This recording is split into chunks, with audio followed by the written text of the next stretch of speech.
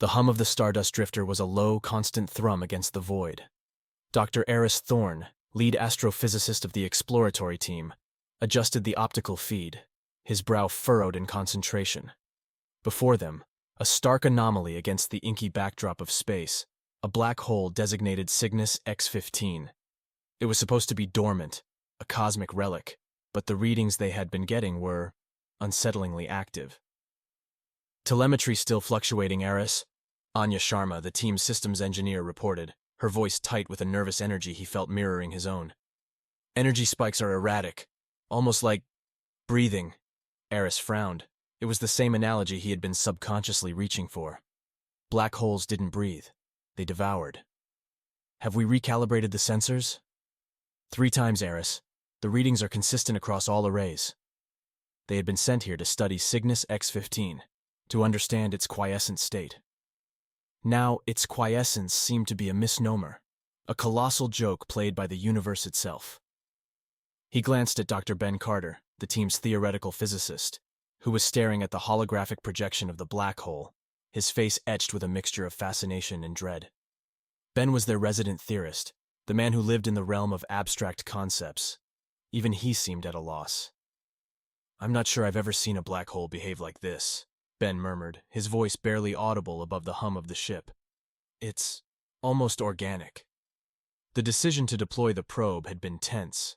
The risk was enormous, but the potential reward, a deeper understanding of black hole dynamics, was too tempting to resist. But something about this felt wrong. Aris felt a cold dread creeping up his spine. Deploy the quantum entanglement probe, he finally commanded, his voice betraying a hint of the unease he was trying to suppress.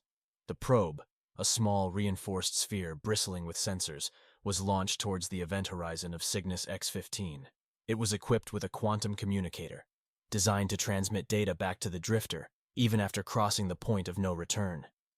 The readings from the probe were initially nonsensical, then suddenly coherent. The quantum communicator's signal had stabilized, and what it showed was breathtaking, impossible, and utterly terrifying. The probe's feed showed not the dense singularity expected, but a swirling vortex of colors, a canvas of vibrant hues that defied known stellar mechanics. It was as if a kaleidoscope had been dropped into the heart of a black hole. And then, the feed went abruptly dead. What happened? Anya's voice rose in panic. The quantum link. It's gone. It just vanished, she reported, staring at the screen with disbelief. Aris felt a knot tighten in his stomach. It was as if their probe hadn't simply been destroyed, but absorbed. He looked to Ben, who had a strange, almost manic glint in his eyes.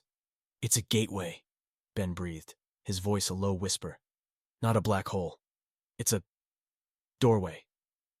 Aris stared at him, his mind struggling to grasp the implications of Ben's words. A doorway? To where? The decision to send a small, manned reconnaissance craft through was met with strong resistance. But eventually, Aris convinced the team.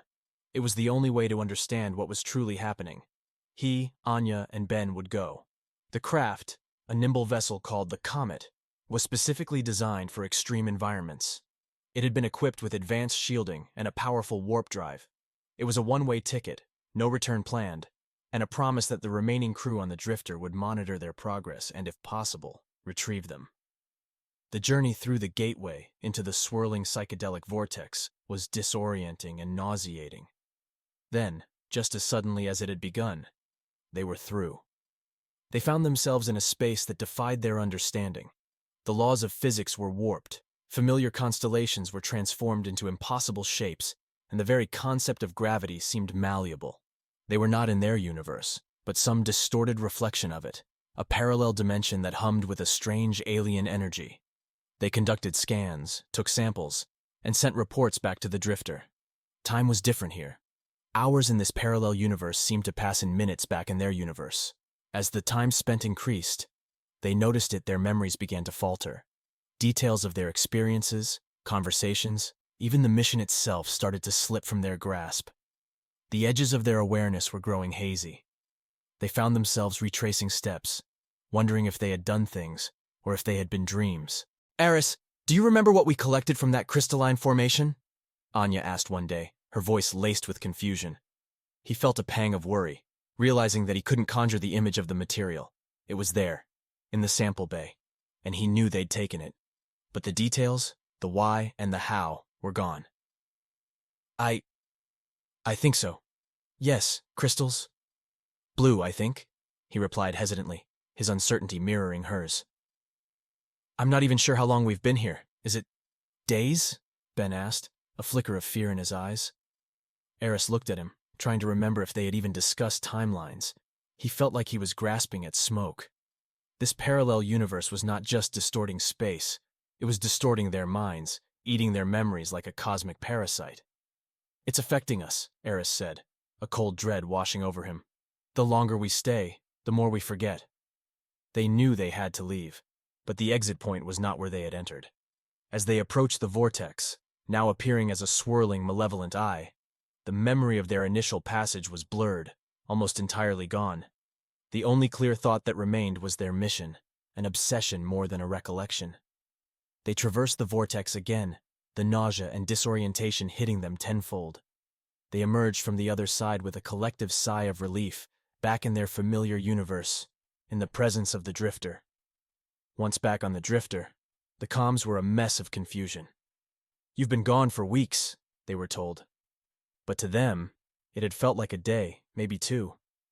Their reports from the parallel universe were fragmented and incomplete, like pages ripped from a book, the meaning obscured by the gaps. And worse, their memories of the other universe were fading with every passing moment, blurring into a collection of colors and vague impressions. Months passed. The data was indecipherable. The technology from the parallel universe was nothing they could make heads or tails of, and their memories of their time in the alternate dimension faded until it felt like it had been a shared dream. The team had been debriefed, the incident recorded, and the Cygnus X-15 was classified as a navigational hazard. One evening, Aris was alone in his quarters, staring at the recorded light emissions of Cygnus X-15. A strange nagging feeling tugged at the edge of his consciousness. He felt like he was forgetting something important, something crucial, something about a kaleidoscope. He looked at his hands, at a strange scar on his left palm that he did not remember acquiring.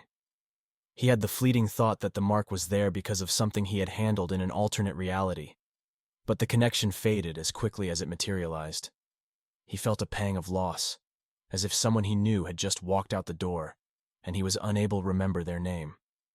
And then, like a ripple in the water, the memory was gone. He was left with a vague feeling of unease. He shook his head and returned to his work. The universe was full of mysteries, and some things were best left unremembered. He looked again at the swirling image of Cygnus X-15 in space.